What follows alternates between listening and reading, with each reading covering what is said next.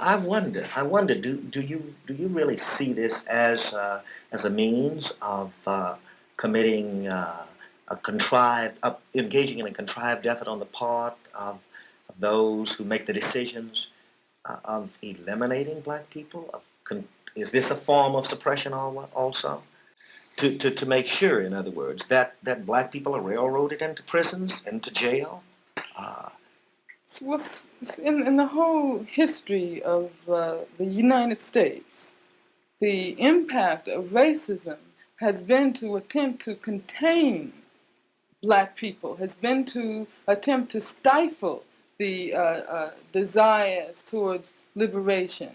One of the ways in which this is accomplished is by trying to convince black people that they're completely powerless before this huge apparatus, and that the police can just come into the community and pick someone out, kill them, as they have done on many, many occasions in the past, charge them with something they didn't do, railroad them to prison, send them to the gas chamber.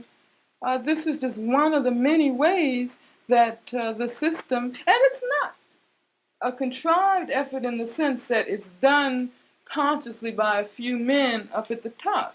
It's built into the system. It's built into it's built into the nature of the society. And getting back to the question of what a revolutionary is, black revolutionary realizes that we cannot begin to combat racism. We cannot begin to effectively destroy racism until we've destroyed the whole system. Now, I guess the amazing thing is that we've noticed that in the state of California they have what is called the indeterminate sentencing of prisoners. The adult authority has the power to determine when a person is paroled, what time that person is paroled, if in fact that person is paroled. Mm-hmm. I know I've talked to a number of prisoners who've said this is another means set up by a racist system to control the affairs and the destiny of black people. Do you see this as a certain direction of providing controls on the lives of those prisoners who are in prison?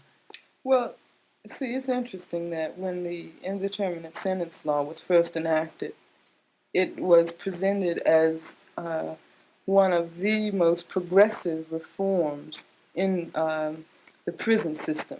That's one of the reasons, among many others, that California today is ironically considered to be the most progressive section of the American penal system. Originally, or at least it was stated that originally the purpose of the indeterminate sentence law was to allow for the greatest flexibility in rehabilitation. That meant that if a prisoner was, say, charged or convicted of an offense that carried, say, a straight 10-year sentence, he would not get 10 years, but he might get, say, 2 to 15, because it's possible that in 2 years he might have, quote, rehabilitated himself. And it would have been overly inhuman to force him to spend 8 more years in prison. But how is this function in reality? In reality, the indeterminate sentence law has done precisely what you say it has done. It has provided an effective, very brutal means of control over the lives of sisters and brothers who are in prison. What does this mean? It means that there's an 8-man board. Composed of, and I was just looking at this paper that was done on prisons not too long ago. It gives a rundown on who's on the adult authority. And it says that the 6 whites on the panel, and check this out, include a former assistant commander of the Los Angeles Police Department Detective Bureau, a former FBI agent in charge of the San Francisco office, a former deputy United States attorney for the Southern District of California, a former district attorney for Fresno, a former police chief of Richmond, California, and a former prison guard at Chino. Now, there's one black man on the adult authority now. However, he was a former civil servant in the prison system. There's one Chicano. However, he was also in the prison system before he was appointed. Now, I mean, what does this mean? This means that they're ex-police, ex-agents, ex-prosecutors, all of whom have come from a background which is directly opposed to the prisoner, and of course they're going to take the side of the system. They're going to take the side that's directly opposed to the interests of the prisoners. And these people have the right to set a date, a parole date for Prisoners.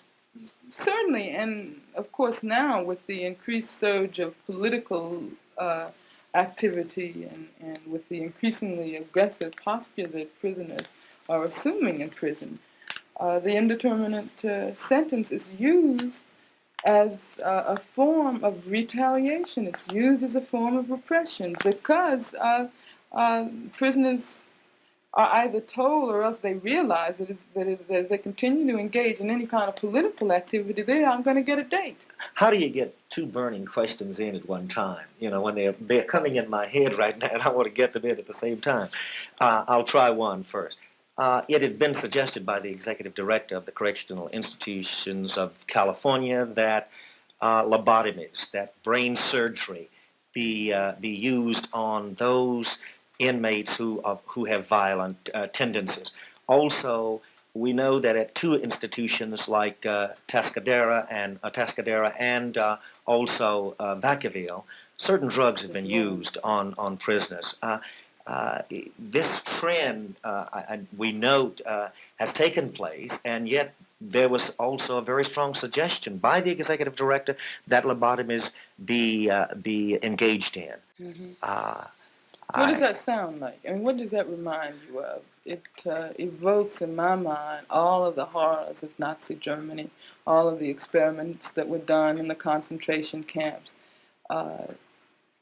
People who accuse us when we say that there are very definite fascist tendencies in America today ought to think for a moment when the director of the Department of Corrections can get up and suggest that human beings have brain surgery to prevent them from feeling, to prevent them from reacting. Because what does a lobotomy do? Yeah, I understand that it damages the front section of the brain. It destroys it through, yes. By means of attaching electrodes to the brain. It destroys very vital sections of the brain. I think, of course, I'm not a doctor, but from what I've learned, once you receive this lobotomy, you become practically a vegetable.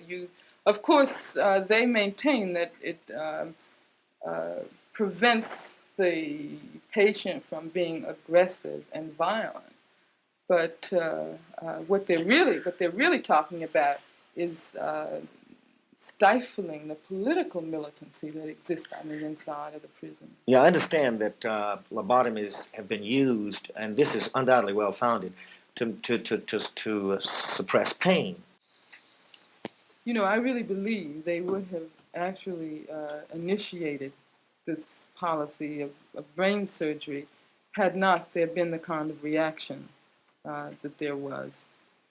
Probably the way the news leaked out was an attempt to test what public reaction was going to be like. And had it not been what it was, more than likely a whole series of those kinds of experiments would have been initiated. But there's something that has not received very widespread publicity, and that is the use of these drugs in Vacaville and Atascadero that you were talking about before. Apparently the drug that is most widely used is called anectine, and it is used in what they call aversion treatment, I think. Yes, that's right. Isn't that the term? Yeah, aversion treatment, right. To avert the prisoner from any kind of assertive activity. from what I've read, the experience of taking that drug is so frightening and so horrible. Apparently, when they administer it, causes for a period of about 60 seconds the sensation of dying. It completely it completely arrests the Sort of like suffocation. You feel like you're suffocating, you feel like you're drowning, you feel like you're dying. Then, apparently, there's a psychiatrist who sits next to you and discusses what you've done. It's used as a disciplinary measure, and that the next time you get ready to strike out at a guard or do whatever you're charged with doing, you think about what it feels like, because you're going to be injected with some more of this anectine. That's what they really tell them. And I can imagine that once a person goes through that kind of experience of the actual sensation of dying, it is going to begin to affect the mind. And you see, I think that we have to look at what's going on in the prisons today in that respect as being a signal of what might possibly come in the society as a whole. No, I think that it is probably a truism by now that in any given society, what goes on in the prisons reflects very important elements of the society as a whole, and that you can learn something about the nature of the society by looking at what happens behind its walls, among its captives.